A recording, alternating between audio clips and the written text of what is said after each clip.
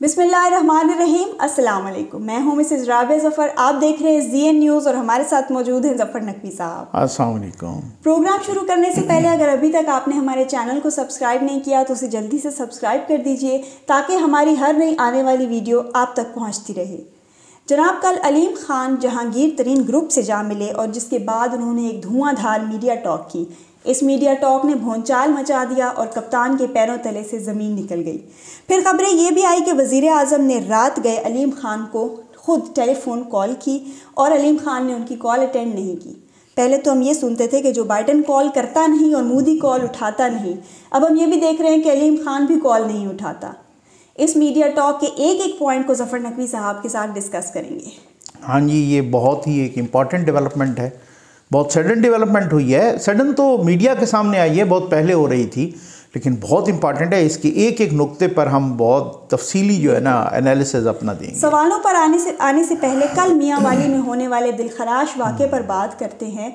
बाप ने अपनी 7 दिन की बच्ची को फायरिंग करके कत्ल कर दिया। इस पर क्या कहेंगे आप? ये बहुत ही एक दिलसोज दिलखराश वाक़या है। ये वो याद आ गया कि जब अरब जो है ना अपनी बेटियों को ज़िंदा दरगोर करते थे। तो बात ये है, जल्दी जल्दी इस पर बात कर लेते हैं कि, और बहुत ही अफसोस, आप यकीन कीजिए मेरा तो दिल इतना ख़राब हुआ ना इस वाक़े के बाद। बच्ची पैदा हुई और पहली औलाद थी, 2 साल के बाद पैदा हुई। बच्ची का नाम जन्नत रखा गया। अब इस बदबख्त ने, जो कि वालिद 7 दिन की बच्ची और 7 दिन तक घर भी नहीं आया, अब उसकी इसी उनके मामू ने वो FIR करवाई है, तो वो कहते हैं कि 7 दिन तक तो वो घर नहीं आया। इसी गुस्से के मारे घर नहीं आया, और जब आया तो माँ से बच्ची छीनी, माँ की गोद से। किस कदर सफाक बन गया, उसकी शफकत कहाँ गई बाप की। और ये वो वही वाला दौरे जाहिलियत वाला सारा कुछ। और उसने बच्ची पर जो है ना पोस्टमार्टम रिपोर्ट कहती है कि 4 फायर पिस्टल के किए।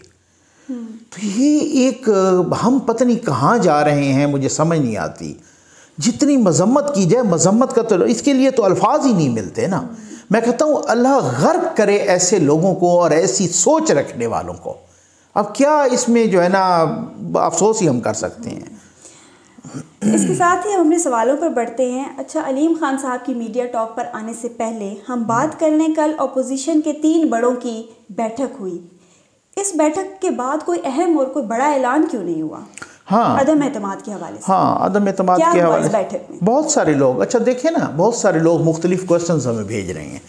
कुछ लोग हमें ये भी कह रहे हैं बार बार, वो आपने भी पढ़े होंगे, कमेंट्स में भी क्वेश्चन भेजते हैं व्हाट्सएप पे भी, ये मरियम नवाज साहबा खामोश क्यों हैं। क्वेश्चन करने का आपको राइट है, लेकिन मसला ये है कि जो जोड़ तोड़ कर रहे हैं ना, बड़े कर रहे हैं।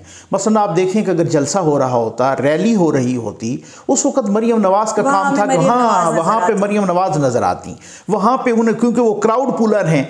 दूसरी बात ये है कि उनका केस चल रहा है और वो केस बहुत ही हतमी मराहिल में है, और वो केस इतना उनके हिसाब से उनके लिए इतना स्ट्रांग है और कोई उनका सबूत पेश नहीं कर सका, बल्कि वो जो है ना नैब अब डिलेइंग टैक्टिक्स इस्तेमाल कर रहा है। 21 मार्च को दोबारा समाते को 1 या 2 पेशियों की मारे मरियम नवाज साहबा बाइज्जत बरी हो रही हैं। तो इस वजह से भी बहुत सारी चीज़ों को ना समझा करें कि उनको एक उन्होंने अपनी सिंबॉलिक रिप्रेजेंटेशन दी है। जब उनके वालिद साहब की ज़ेर निगरानी सब कुछ हो रहा है, उनके चचा हैं, बाकी लोग हैं, बाकी अपोजिशन के PDM के मौलाना साहब हैं, जरदारी साहब हैं, जोड़ तोड़ के माहिर हैं, तो आई थिंक कि वो फिर बहुत सारे लोगों को इन चीज़ों की समझ नहीं आती। वो कोई खामोशी को दूसरे हिसाब से, ये खामोशी भी बड़ी प्री प्लान्ड खामोशी है, मैं आपको ये बता दूं। और इसी तरीके से आपने कहा, अच्छा मुझे ना यहाँ पे बड़ा एक लतीफ़ा सा याद आ गया। मेरी तो हमेशा हमारी कोशिश होती है कि हम प्रोग्राम को बहुत संजीदा रखें, क्योंकि और रखना भी चाहिए, क्योंकि हमें बहुत संजीदा, सीरियस और बहुत ही, मैं समझता हूँ कि सीनियर और बहुत ही इल्म वाले लोग देखते हैं। तो मैं ममनून भी हूँ इस हवाले से, लेकिन वो बाज़-औक़ात ना वो करना पड़ता है। वो कहते हैं कि भाई वो जो है ना किसी मलंग के जो है ना दामन पे, कमीज़ के दामन पे कोई जूं चढ़ गई, ठीक है ना, जो जो से मुराद ये। अच्छा वैसे ये सराइकी का है, अगर आप मुझे अलाउ करें तो मैं उसको थोड़ा सा सराइकी में भी हाँ let me narrate in Saraiki because my mother tongue is Saraiki. आपके तो उर्दू है, लेकिन ये है कि वो मतलब वो मैं उसे सुनाना चाहता हूँ कि मलंग दे जनाब वो चढ़ गया कमीज दे कोई जूं या सराइकी दे विच रिंडी आधन और जनाब को कहें ले कमीज दे इनते फेरे ते कहें ले इनते फेरे उसको आखा ने भाई को या मार सट या तले भुका सट उस आकर नहीं मैं को टोर के मरे सा, ठीक है, यानी कि मैं इसे मैं इसे चला के मारूंगा। तो मकसद मेरे मुझे लगता ये है कि अपोजिशन का भी प्लान कुछ इसी तरह है कि कप्तान को किसी तरह टोर के सियासी तौर पर मारिए। मकसद कहने का ये है कि उन्होंने अब बहुत सारी चीज़ें होती, खैर ये मुझे फिल बदीबा याद आ गया। तो बात ये है कि अब कप्तान साहब का जो है ना वो कि जनाब वो असम्बली तोड़ते हैं या वो क्या करते हैं या इस तरीके का प्रेशराइज हो चुके, घबरा तो गए हैं ना, वो तो सबको नज़र आ रहा है ना। जनाब उन्होंने डेट का फाइनल फैसला कर लिया है, जहाँ तक मेरी मालूमात हैं कि वो कब आती है। कल अपोजिशन के जो चेहरे भी जिस तरीके से खिले हुए थे, आज फिर उनकी बड़ी बैठक है नून लीग के रहनुमाओं की इस्लामाबाद में और वीडियो लिंक पे नवाज शरीफ साहब को भी लेंगे और ये बिल्कुल ही करीब है। उसकी एक वजह ये भी है, आपने जैसे पूछा कि क्यों नहीं अनाउंसमेंट हुई, आज बिलावल साहब भी पहुंच रहे हैं एक लॉन्ग मार्च करके और वो इस्लामाबाद पहुंच रहे हैं। तो मुझे जो नून लीग के अंदरूनी ज़राए ने भी बताया था कि जनाब जरदारी साहब ने भी कहा था कि चले हमें ज़रा लॉन्ग मार्च करना, ज़रा हमारा दबदबा भी बनने दें और लॉन्ग मार्च जब ख़त्म होने लगे तो तब आप ये करें। तो अब ये देखते हैं कि क्या होता है सूरत हाल। लेकिन मतलब जो भी हो, ये कोई मौलाना साहब वाली बात है कि एक कॉन्स्टिट्यूशनल इस्तिकाक है, आइनी इस्तिकाक है, आप पेश कर सकते हैं, उनका राइट है, कोई गैर आइनी बात हो नहीं रही। लेकिन कप्तान बहुत घबरा गए हैं, मतलब कप्तान को पहली दफ़ा अपने उनके दोस्त कह रहे हैं जो हमसे बात कर भाई बहुत घबराए हुए हैं। तो देखिए अब उसमें क्या होता है। अलीम खान साहब, अच्छा ये इतने अरसे बाद सामने क्यों आए और फिर ये जहांगीर तरीन ग्रुप में शामिल हो गए? फिर इस चीज़ को बहुत से लोग नवाज शरीफ साहब की कामयाबी क्यों कह रहे हैं? ये आपने बड़ा काम का क्वेश्चन किया, बल्कि हमने थंबनेल पे भी यही कुछ लगाया कि नवाज शरीफ साहब ने क्या मास्टर स्ट्रोक लगाया है। और देखिए ना, मैं आपको बताता हूँ कि वो जरदारी साहब ने भी कहा ये मार्च के दौरान बिलावल साहब भी कहते रहे कि जी हमें जो है ना चौधरी साहब को कोई सीएमशिप देना पड़ेगी या इससे बड़ा ओहदा को देना पड़ेगा ये वो। अच्छा वो चौधरी साहब को वहाँ बड़ा ओहदा देना चाह रहे थे और चौधरी साहब भी उम्मीद लगा के बैठे थे कि जनाब बात ये है कि हम जो है ना मतलब मैं वज़ीर आला बन रहा हूँ। अच्छा मैंने आपको बताया था, एक्सक्लूसिव हमारी न्यूज़ थी कि चौधरी साहब को ऑफ़र हुई थी वज़ीर आला शिप की, ठीक है ना, सीएमशिप की ऑफ़र उन्हें हुई थी, उन्होंने रिजेक्ट की। उनको ये कहा गया था कि भाई जब हम आपको कहेंगे आप असम्बली तोड़ दें। उन्होंने कहा नहीं मैं 1.5 साल के लिए बनाऊँ तो तब बनता हूँ। वो एक ब्लैकमेलिंग पे आ गया ना, इधर से हुकूमत को ब्लैकमेल कर रहे थे, उधर से अपोजिशन को ब्लैकमेल कर रहे थे। अब नवाज शरीफ साहब ने वो खूबसूरत स्ट्रोक खेला है। अब आ गए जनाब अलीम खान साहब 40 लोगों के साथ सामने आ गए जनाब, वो जाके मिले जहांगीर तरीन ग्रुप से, 20 बंदे उनकी ऑलरेडी हैं। चलो यहाँ पे 40 ना हो, मैं कहता हूँ 25 हो 30 हो जितने हो, बहुत सारे अच्छी खासी तादाद है, बहुत बड़ी तादाद है। अब मामला बहुत गड़बड़ हो गया है कि अब अगर अलीम खान को बनाते हैं, जो कि उन्होंने तो कह दिया ना, मुलाकात की अंदरूनी कहानी भी सामने आ गई है ना कि हमें बुज़दार नहीं चाहिए, ठीक है। तो अब अगर उनको बनाते हैं अलीम खान साहब को, तो चौधरी साहब चुप करके अपोजिशन के साथ मिले, क्योंकि अलीम खान साहब और चौधरी साहब की तो बनती नहीं है। तो चौधरी साहब बगैर किसी कंडीशन के अपोजिशन के साथ मिलेंगे कि अब इज्जत बचाओ, ठीक है ना। अब वही जो भागते चोर की लंगोटी सही, उसी तरीके से। और अगर ये बनाते हैं चौधरी साहब को बनाते हैं बिलफाज हुकूमत वाले, तो फिर भी जो है ना वो दोबारा अपोजिशन के साथ मिल जाएंगे। तो कप्तान साहब इतनी मुश्किल में आ गए और चौधरी साहब भी मुश्किल में आ गए। मतलब मैं कहता हूं कि नवाज शरीफ ने वो मास्टर स्ट्रोक खेला है कि एक ही स्ट्रोक में जनाब बैठा के रख दिया, बकरी बिठा दिए, कप्तान की भी और चौधरी की भी, दोनों को लग समझ गई है कि अब वो करना तो करना क्या है कि चौधरी साहब। अच्छा मैं आपको एक और भी बता दूं कि चौधरी साहब को वो पीटीआई ने इस तरह की ऑफर नहीं की थी। कप्तान ने उन्हें यह कहा था कि अगर आप पीटीआई ज्वाइन कर लो तो फिर मैं आपको वज़ीर आला बनाता हूँ। अच्छा। जी बिल्कुल, ये अंदर की बात है। कुछ लोग कह रहे हैं कि उनको जाके ऑफर की, उनको कहा कि अगर पीटीआई ज्वाइन, उन्होंने कब ज्वाइन करनी है, उन्होंने तो नहीं करनी, उन्होंने कहा जी मुझे बनाएं। अब अगर उनको बनाते हैं तो अलीम खान साहब और जहांगीर तरीन बिगड़ते हैं, और अगर उनको बनाते हैं तो वो बिगड़ता है। और मामला इस तरह से है कि वो अपोजिशन के साथ मिले तो तब भी हुकूमत गिरती है, वो मिले तो तब भी गिरती है। तो ये मामला बड़ा गड़बड़ है। वैसे मैं आपको ना एक बड़ी मज़े की बात बताऊँ, हो सकता है आगे कोई आपके क्वेश्चंस में भी ये हों। खैर अच्छा चलें, पहले आप क्वेश्चन कर लेना। बाकी क्वेश्चन है कि कल परवेज़ इलाही साहब ने 2 सूबाई वज़रा राजा बशारत आई थिंक और दूसरा मियां महमूद रशीद साहब से मुलाकात की और कहा कि इमरान खान वक्त से पहले फ़ैसला कर लें। सही बात है। कौन सा फैसला वक्त से पहले? ये मेरा ख्याल है उनका कल मैंने अपनी एक वीडियो में भी बताया था। परवेज़ इलाही साहब ने मुख्तलिफ बात की थी और मैंने कहा था कि एक उन्होंने जो मशवरा और भी दिया है वो हम बाद में बताएंगे। वही बता रहे हैं कि परवेज़ इलाही साहब भी उम्मीदवार हैं कि जी जल्दी जल्दी कहीं मुझे डिक्लेयर कर देना वज़ीर आला। हाँ, उस्मान मकसद कहने का ये है उनका कि उस्मान बुज़दार को आप हटा दें ना, ताकि आप फैसला करें। जो वक्त पे फैसले करते हैं ना वही उन्हीं को कामयाबी मिलती है। ये टाइमिंग बड़ी अहम होती है, तो वो भी उम्मीद। लेकिन अब मैंने वही कहा ना कि मुश्किल ये है कि अगर इनको बनाते हैं ना तो फिर वो बिगड़ते हैं। मामला तो वो एक तरफ खाई और दूसरी तरफ, जैसे नहीं कहते दूसरी तरफ कुआं है, ठीक है, उस पोजीशन पे कप्तान साहब आ गए हैं। और चौधरी साहब भी अब माशाल्लाह जो है ना, वो जो बहुत बड़ी छलांगे मार रहे थे ना, उनकी छलांगे भी खैर से वो पत्ता खेला है ना नवाज शरीफ ने। अभी कहते हैं कि नवाज शरीफ के पास और भी बड़े पत्ते हैं। अब वो आहिस्ता आहिस्ता आहिस्ता सामने आएंगे, वो आप देख लीजिएगा। अच्छा चलिए, मैं अपने नेक्स्ट क्वेश्चन पे आती हूँ कि अलीम खान ने कल मीडिया टॉक में एक बड़ा सवाल उठाया कि जहांगीर तरीन से हुकूमत बनने के बाद काम क्यों नहीं लिया गया। हाँ, ये बड़ा इंपॉर्टेंट सवाल है। ये अहमियत क्यों नहीं दी गई? ये सिर्फ अलीम खान ने नहीं बल्कि जहांगीर तरीन ग्रुप और जितने भी नज़रियाती लोग हैं PTI के, वो सारे कह रहे हैं। ये सारे क्वेश्चन हमसे उठा रहे हैं। मैं नाम जहांगीर तरीन साहब तो पार्टी बनाने वालों में से है ना। जो मैंने आपसे कहा ना कि मैं नाम किसी का नहीं लूँगा, बल्कि कितने खैबर पख्तूनख्वा के काबीना के मिनिस्टर्स हैं जो हमसे कितने अरसे से राब्ते में होते हैं, और वो कहते हैं कि जनाब नकवी साहब इन्होंने नज़रियाती लोगों को बिल्कुल इग्नोर कर दिया है और कप्तान साहब के साथ छाता बरदार आ गए हैं। अब देखें, मैं आपको बताता हूँ कि कोई बंदा PTI का कहता है कि मुझे बताएं कि आप ये PTI के कितने लोग उस्मान बुज़दार साहब को वज़ीर आला बनने से पहले जानते थे। कोई भी नहीं जानता था। इवन हम सहाफ़ी एक दूसरे से पूछ रहे थे, हम गूगल कर रहे थे, देख रहे थे यार ये बंदा कौन है। फिर उसके बाद पता अच्छा ये बंदा वो है, तो इस तरीके से ये आ गया साहब। उसके बाद ये हुआ कि जनाब जहांगीर तरीन ग्रुप के साथ, एक मिनट में जी प्लीज़ कि बुज़दार साहब ने खुद भी तो कहा था कि मैंने लाहौर पहली दफ़ा वो लाहौर भी पहली दफ़ा, जी बिल्कुल, वो लाहौर भी पहली दफ़ा आए थे। यानी कि जो लाहौर भी पहली दफ़ा उन्होंने देखा हो, उनको उठा के जनाब उन्होंने वज़ीर आला बिठा दिया।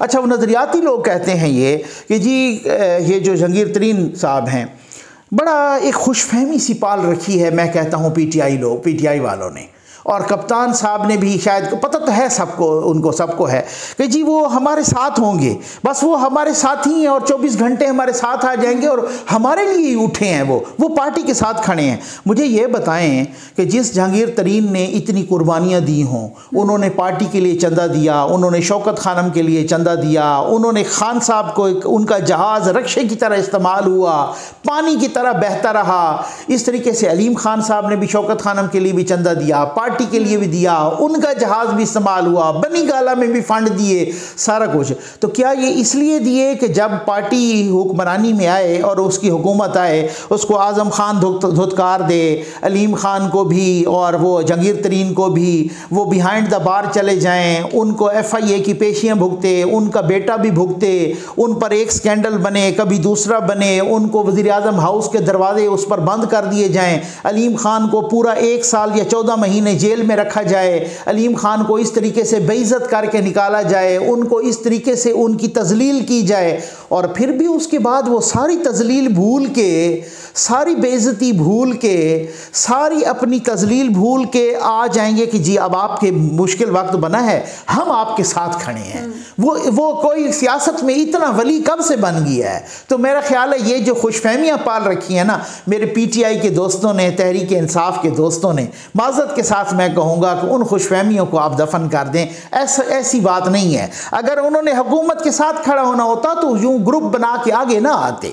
अगर हुकूमत के साथ खड़े होते तो यूँ मीडिया टाक ना कर रहे होते अपने ग्रुप बना के। वो कहते हम कप्तान के साथ हैं। जो कप्तान के साथ हैं कोई 2-4 लोग, तो वो ग्रुप नहीं बना के मीडिया टाक करते, बल्कि वो साथ वाले ट्वीट भी करते हैं उन्हीं की फेवर में, उन्हीं की फेवर में बातें। कल ये उन्हीं की फेवर में बातें थी, कल जो उन्होंने बातें की हैं, ये तो पैरों तले से ज़मीन निकाल देने वाली वाली बातें थी, उन्होंने तो चार्जशीट एक दे दी है कप्तान को और कप्तान की हुकूमत को। तो ये सूरत हाल है। अच्छा, 2018 के इलेक्शन से पहले भी और बाद में भी अगर पंजाब की वजारत आला के लिए किसी का नाम था तो वो अलीम खान साहब का था। एग्रीड। फिर इमरान खान साहब ने उनको वजीर आला क्यों नहीं बनाया? ये बड़ा इंपॉर्टेंट क्वेश्चन है। बहुत सारे लोग कहते हैं 2018 से पहले भी और 2018 के इलेक्शन के बाद जब सिनेरियो सामने आया तो सबने यही देखा कि जनाब एक ही नाम, हम सहाफ़ी एक दूसरे के साथ एक ना यूं करके जी बेट लगा दें कौन बनेगा, जी अलीम खान बनेगा। यानी बिल्कुल सबसे जो हॉटेस्ट नाम था सतह पे नज़र आ रहा था वो अलीम खान साहब का नज़र आ था, लेकिन क्यों नहीं बनाया? अच्छा, बहुत सारे लोग कहते हैं कि कुछ ये जो उस्मान बुज़दार साहब हैं ये बनी गाला इस्टेब्लिशमेंट की भी चिट्ठी थे, ठीक है ना, मसलन फर्स्ट लेडी की या उनके पिछलों की या वगैरह वगैरह मुबैना तौर पे, ठीक, वो भी हो सकता है, वो फैक्टर भी हो सकता है। असल में मैं आज आपके व्यूअर्स को, ZN न्यूज़ के व्यूअर्स को बहुत एक काम की बात बताने लगा हूँ कि खान साहब ने क्यों, खान साहब का जो तजर्बा रहा ना परवेज़ खटक साहब के साथ, वो बड़ा तल्ख तजर्बा था। परवेज़ खटक साहब 2013 से 2018 खैबर पख्तूनख्वा में हुकूमत आई थी, आपको पता है, PTI की। उसमें परवेज़ खटक साहब आपको पता है कि बहुत ही मंझे हुए सियासतदान हैं, बहुत ही घाघ सियासतदान है, और वो तो इमरान खान साहब से भी ज़्यादा सियासत को समझते हैं और बहुत ज़्यादा मतलब है सबसे। तो उनकी ना 18वीं तरमीम के बाद सूबे हो गए हैं बहुत ज़्यादा खुद मुख्तार, और जो वज़ीर आला है सूबे को वो भी खुद मुख्तार। वो वाला कॉन्सेप्ट नहीं है कि वो कोई वज़ीर आज़म के नीचे आता है और उसके कहने पे। तो उन्होंने जनाब ये किया कि खटक साहब बन गए वहाँ पे। खटक साहब की वो MPS के साथ भी बड़े मजबूत रिलेशनशिप था, तो कप्तान साहब जो भी बात करते वो ना कर देते।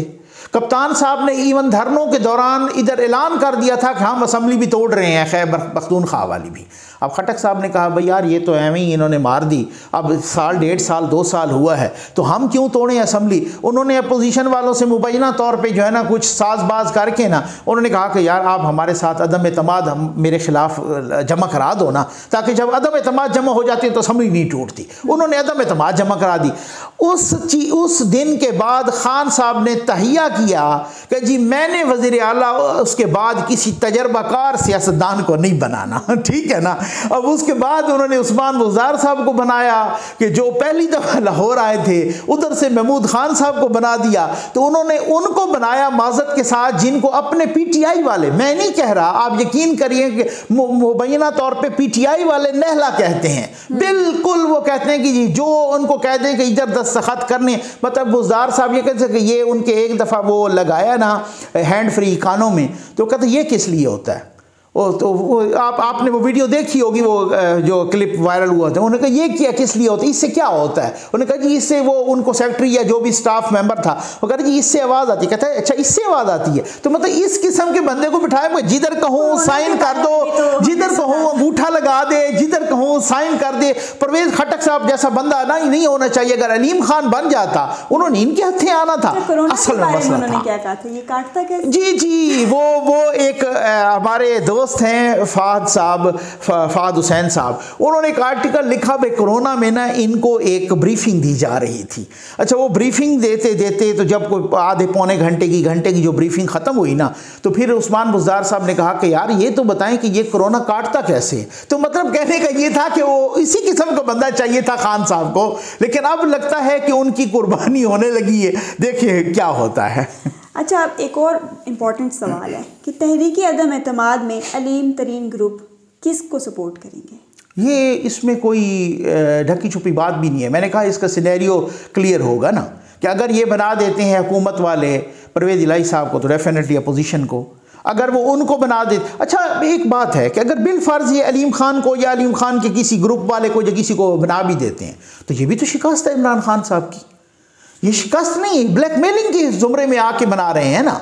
तो मुझे नहीं लगता कि मैं वही कह रहा हूँ ना कि मैंने कहा कि अगर तरीके इंसाफ वालों को गलतफहमी या खुशफहमी है तो ये खुशफहमी अपने पास रखिए, वो देखते जाएं कि अब ऊँट किस करवट बैठता है। ऐसे तरीके से फंस चुके हैं चौधरी साहबान भी और कप्तान। हालांकि मेरी इतलात के मुताबिक चौधरी शुजात साहब कह रहे थे चौधरी परवेज़ इलाही साहब को समझा रहे थे कि भाई यार ऐसा नहीं करें, मेरा ख्याल है हमें अपोजिशन के साथ, नून के साथ जाना चाहिए और अगले सेटअप के लिए बात करनी चाहिए। तो चौधरी वो कहते हैं ना कि लालच बुरी बला है ना। चौधरी परवेज़ इलाही साहब अपनी लालच और ब्लैकमेलिंग और इस तरीके से अब वो खैर से हाथ मल रहे हैं कि मैंने कर क्या दिए, अब तो बड़ी मुसीबत खड़ी हो गई है उनके लिए।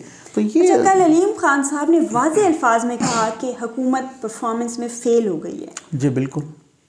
अब आप मुझे ये बताएं कि जिनका पार्टी अपनी मकबूलियत खो रही है। हम अपना इग्नोर होना बर्दाश्त कर लेते अगर पार्टी मकबूलियत ना खो रही। हाँ बिल्कुल, हम खड़े रहते साथ। हाँ। ये बहुत बड़ी, ये क्या है, ये चार्जशीट तो है।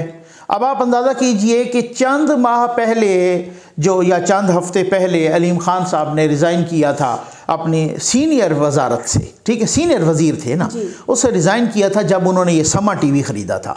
उन्होंने कहा जी मेरा एक क्लैश ऑफ इंटरेस्ट आ गया है तो अब मैं जो है ना नहीं रहना चाहता, तो उन्होंने रिज़ाइन किया।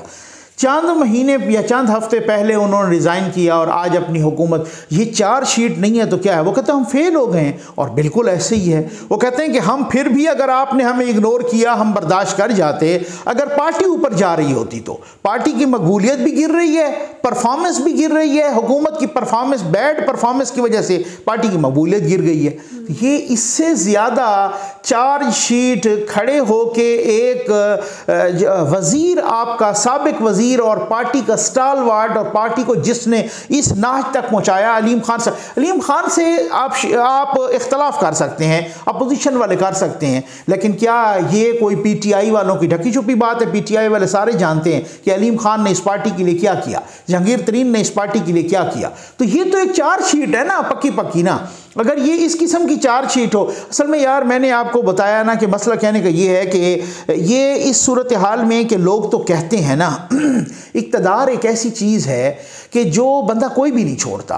वो कहता है कब्र तक मैं इक़्तिदार की कुर्सी पे बैठा रहूं। अदरवाइज़ मुझे याद है, आपको भी याद होगा, मुझे याद है कि खान साहब कहा करते थे कंटेनर पे, भड़के तो बड़ी बड़ी मारते थे ना, तो कंटेनर पे कहा करते थे कि नवाज शरीफ इस्तीफ़ा दो, सारा मुल्क गो नवाज गो कह रहा है, आप इस्तीफ़ा दो। अगर मैं वज़ीर आज़म हूँ और कोई 10 बंदे भी खड़े हो के गो इमरान गो कह दे, मैं तो उसी वक्त इस्तीफ़ा दे के चला जाऊँ।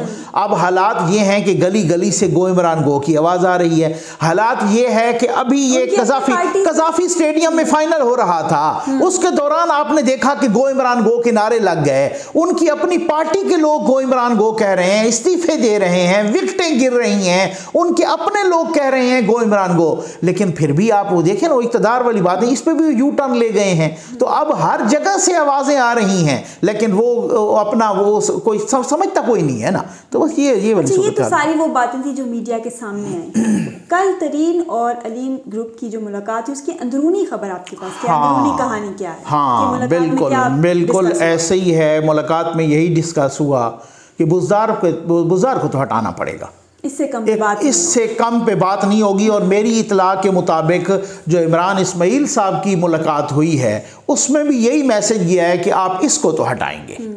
तो अब इसका मतलब यही हुआ कि अगर वो बुज़दार साहब को हटाते हैं तो फिर तो डेफिनेटली कप्तान, अच्छा फिर एक और भी अंदर की खबर है, ये है कि फ़िलहाल तो कप्तान साहब डटे हुए हैं कि जी बुज़दार साहब को मैं तो नहीं हटाऊंगा। ठीक, अच्छा उनका ना कुछ हवाले से अगर हम इस तरह का तजिया करते हैं ना, मेरा ख्याल है उनकी बात भी उस तरीके से ठीक है, क्योंकि उसको हटाने के बाद उनको क्या फ़ायदा होगा? बहुत सारी चीज़ है ना, क्या वो अदम एतमाद आगे रुक जाएगी, क्या आगे बहुत सारी चीज़ें रुक जाएंगी। यही ग्रुप जिसको वो बुज़दार को हटा के किसी और को बिठा दे, इनके तगड़े ग्रुप वाले को, फिर वो पंजाब उनके हाथ से जाएगा, फिर वो पंजाब में उनको कोई कहना नहीं मानेगा। अब तो बुज़दार साहब हैं, उनको कहेंगे इधर अंगूठा लगा दें, ठा करके लगा दिया, इधर साइन लगा दें, उन्होंने ठा करके साइन मार दी है, इधर ये कर दें, उधर यो कर दें, इधर ये इस समरी पे साइन करने, इस पे नहीं करने, इसका ये पोस्टिंग ट्रांसफ़र इस तरह से करनी है, इस तरह नहीं करनी, इस तरह से ये करना है, वो सारा कुछ वो बैठे हैं उनकी बांध के। लेकिन कल को जब कोई और ऐसा तगड़ा बंदा आ गया, उसने कब सुननी है तगड़े बंदे ने। और तगड़े बंदे को फिर उसके बाद हटाना भी बड़ा मुश्किल होता है। वो अपने साथ बहुत सारों को मिला लेता है और ग्रुप साथ मिले हुए हैं, उनके ऑलरेडी मिले हुए हैं। तो वो कहते हैं यार मुझे क्या, कितनी नफलों का सवाब होगा कि मैं बुज़दार को भी हटा दूँ, अपने हाथ पाँव भी कटवा लूँ एक तरह से सियासी तौर पर, और मैं क्यों ऐसा करूँ और मुझे क्या सवाब मिलेगा और बुज़दार साहब को हटा के। तो बात यह है कि उनका वो बहुत ही एक ऐसी चीज़ में फंस गए हैं कि अब हटाते हैं काम नहीं बनता और नहीं हटाते काम नहीं बनता, दोनों तरह से बहुत गड़बड़ हो गई है। ये उनकी अंदर की ये कहानी थी कि जी आप बुज़दार के हटाने से तो काम। और दूसरा उन्होंने कहा कि अदम एतमाद जब आती है ना तो फिर हम अपना फैसला करेंगे और किरदार अदा करेंगे। क्लियर नहीं बताया कि हम हुकूमत का साथ देंगे। नहीं, मैं समझता हूँ वही वाली बात है कि अगर हुकूमत का साथ देना होता तो फिर ये ग्रुपिंग करने की और मुलाकातें करने की, और ख़ास तरीन साहब बैठे हैं वहाँ लंदन में, और अब तो ख़बरें आ चुकी हैं, मुख्तलिफ मीडिया हाउसेस बता चुके हैं और मुख्तलिफ मीडिया चैनल्स बता चुके हैं, अखबारात बता चुके हैं। अब तो वहाँ वाले सहाफ़ी भी ट्वीट कर चुके हैं। हमने अल्हम्दुलिल्लाह एक हफ़्ता पहले बता दिया था, उस वक्त लोग कह रहे थे ना ये चुरली वाली बात है, कोई मुलाकात नहीं हुई। हमने कहा था मुलाकात हो चुकी है। और अब मैं आपको एक दूसरी खबर भी देता हूँ कि एक दूसरी मुलाकात भी हो चुकी है उनकी, ठीक है ना, और बहुत डिटेल के साथ, और हो सकता है कि एक तीसरी मुलाकात भी हो जो बहुत कुछ तय पा रहा। तो वहाँ पर लंदन में मुलाकातें जो जहांगीर तरीन साहब नवाज शरीफ साहब के साथ कर रहे हैं, और यहाँ पे अलीम खान साहब कभी मिल रहे हैं ख्वाजा साद रफ़ीक साहब से, तो कभी मिल रहे हैं शहबाज शरीफ साहब से, तो कभी किसी से, तो इनसे अगर मिल रहे हैं तो ये क्या हुकूमत बचाने के चक्कर में मिल रहे हैं, या वो उनको क्या कह रहे हैं कि आप अदम एतमाद न लाएं हमारी हुकूमत के खिलाफ। आप उनको क्या कह रहे हैं कि कप्तान की मोहब्बत में ये मिल रहे हैं, मुलाकातें कर रहे हैं। अगर उन्होंने इनका साथ देना होता तो फिर तो, अब मैं वही आपको कह रहा हूँ कि इन्होंने भी उधर से एक तपिश आई है चौधरियों की तरफ से, तो इधर से और तपिश आ गई है। तो ये वो वाली बात नहीं है। ये खुशफहमियाँ अगर पालनी है तहरीक इंसाफ के दोस्तों ने तो भले पालें, लेकिन अब वो अगर उन्होंने हुकूमत का साथ देना होता तो फिर ये मिलना मिलाना मुलाकातें और ये फिर जो है ना इस तरीके से मैं समझता हूँ। इमरान खान हाँ एग्जैक्टली, बिल्कुल। इसके साथ ही हमारे प्रोग्राम का वक्त ख़त्म हुआ चाहता है। उम्मीद है आपको आज का प्रोग्राम पसंद आया होगा। अपना फीडबैक ज़रूर दीजिएगा। अल्लाह।